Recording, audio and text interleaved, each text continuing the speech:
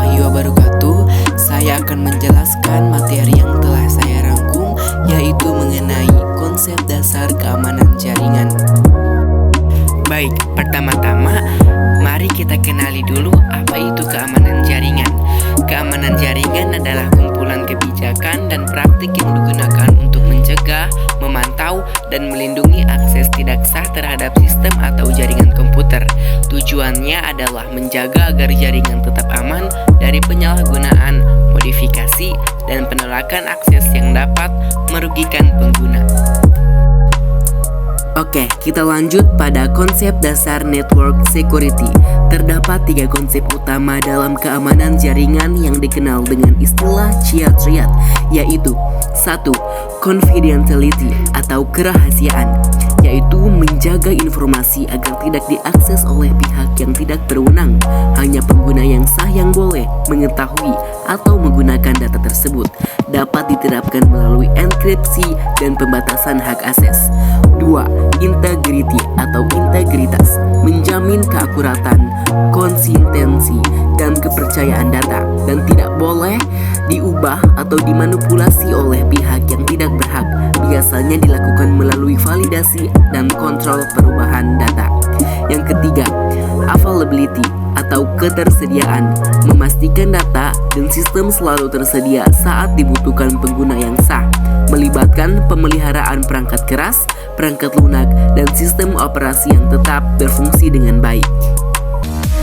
Adapun manfaat keamanan jaringan, ini dia beberapa manfaat utama dari penerapan network security adalah 1. Mengurangi risiko pencurian atau sabotase data. 2. Melindungi sistem dari virus dan spyware. 3. Menjaga agar data jaringan tetap aman dan tidak dimodifikasi. Oke, kita lanjut pada jenis-jenis keamanan jaringan. Yang pertama, ada firewall, sistem yang mencegah akses dari jaringan asing atau ancaman eksternal ke komputer. Dapat berupa perangkat lunak atau perangkat keras untuk melindungi jaringan dan server web.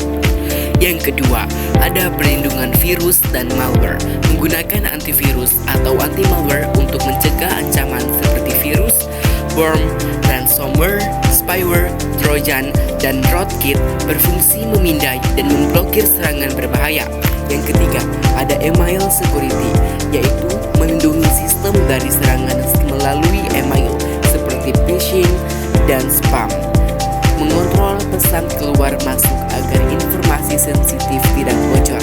Yang ketiga, ada akses kontrol, membatasi dan mengidentifikasi pengguna serta perangkat yang boleh mengakses ke jaringan, dapat memblokir aktivitas mencurigakan, dan masih banyak lagi seperti keamanan aplikasi, cloud security, keamanan situs, data loss prevention, VPN, dan segmentasi jaringan. Selanjutnya ada kontrol keamanan jaringan. Umumnya terkait dengan 3 aspek. Yang pertama, ada keamanan fisik, yaitu mencegah personel yang tidak berwenang mendapatkan akses secara fisik ke komponen jaringan seperti router, lemari kabel, kontur akses. Yang kedua, ada keamanan teknis, yaitu melindungi data terpampu di jaringan selama transit masuk atau keluar jaringan, misalnya penggunaan kriptografi. Yang terakhir, ada keamanan administratif, yaitu kebijakan dan proses keamanan yang mengontrol perilaku pengguna seperti autentikasi dan tingkat akses pengguna. Bentuk ancaman dan faktor penyebab ancaman. Berikut bentuk ancaman fisik, teknis, dan administratif. Sniffer, peralatan untuk memonitoring proses yang sedang berlangsung. Spoofing, penggunaan komputer untuk meniru identitas atau alamat IP. Remote attack, serangan terhadap sistem dari jarak jauh.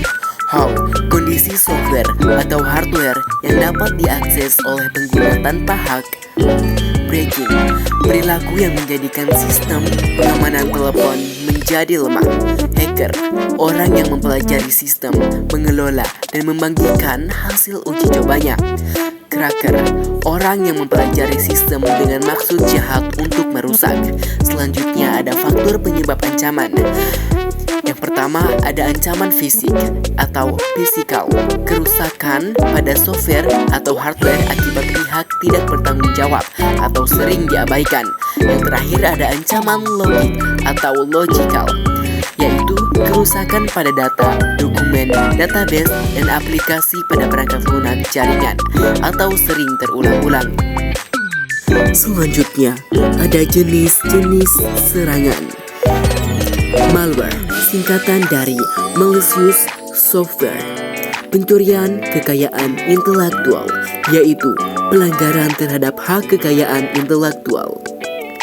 Pencurian identitas, yaitu bertindak sebagai orang lain untuk mendapatkan informasi pribadi atau mengakses media sosial.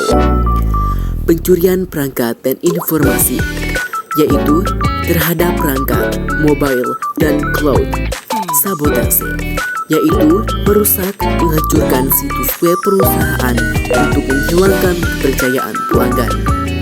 Pemerasan informasi, yaitu dengan mencuri informasi perusahaan untuk menerima pembayaran sebagai imbalannya. Contohnya, ransomware. Serangan media sosial. Cyberkriminal menggunakan kelompok situs web dan media sosial yang rentan dikunjungi untuk mencuri informasi. Yang terakhir, ada penyadapan atau interception, yaitu pihak tidak diotorisasi mengakses suatu data atau informasi pada sistem. Ada juga kategori ancaman atau serangan, yaitu penyadapan atau interception, gangguan atau interruption, modifikasi atau modification, dan pemalsuan atau fabrication. Baik, kita akan memasuki pada topologi jaringan. Berikut macam-macam topologi jaringan.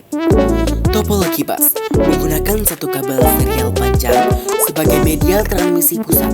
Kedua ujung kabel ditutup dengan terminator. Umumnya digunakan pada jaringan perusahaan berskala kecil. Topologi star berbentuk bintang menggunakan hub atau switch sebagai node tengah atau pusat. Setiap node berkomunikasi langsung ke konsentrator, umumnya menggunakan kabel UTP. Topologi ring atau cincin. Setiap node terhubung secara serial sepanjang kabel membentuk lingkaran. Data mengalir dua arah, kiri dan kanan, untuk menghindari kolision. Umumnya menggunakan kabel UTP atau patch kabel. Topologi mesh atau jala. Topologi gabungan dari star dan ring. Setiap komputer terhubung langsung ke komputer lainnya dalam jaringan atau dedicated links.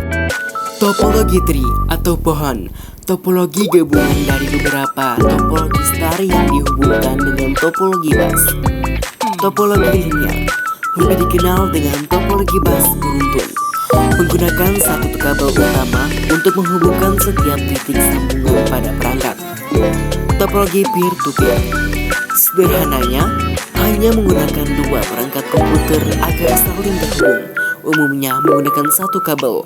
Masing-masing perangkat dapat memiliki peran sebagai server atau klien. Topologi hybrid, gabungan dari dua atau lebih topologi yang berbeda yang terhubung satu sama lain, misalnya star dan ring. Selanjutnya ada small office dan home office atau SOHO dan data center. Jaringan SOHO merupakan jaringan yang merupakan gabungan dari small office dan home office. Memiliki tiga komponen utama, yaitu router, switch, dan access point. Jaringan data center definisinya seperti ruangan fisik yang menyimpan data, memproses informasi bisnis, dan menampung server perusahaan. Terdiri dari rack server, sumber daya listrik, jaringan komputer, dan sistem keamanan. Fungsi data center yaitu sebagai tempat memproses dan mengelola data untuk menghasilkan informasi bisnis, sebagai tempat backup data atau menyimpan salinan data-data penting, dan menghosting software enterprise seperti CRM atau Customer Relationship Management dan ERP atau Enterprise Resource Planning. Adapun cara kerja data center. Data center menghubungkan server-server yang tersedia agar dapat berkomunikasi. Penyedia pusat data kemudian mendistribusikan beban kerja ke setiap server. Server akan memproses dan mengakses, mentransfer data untuk kebutuhan pelanggan, bisnis, dan perusahaan. Sekian rangkuman materi tentang pemahaman dasar keamanan jaringan dan topologi jaringan. Sekian dan terima kasih.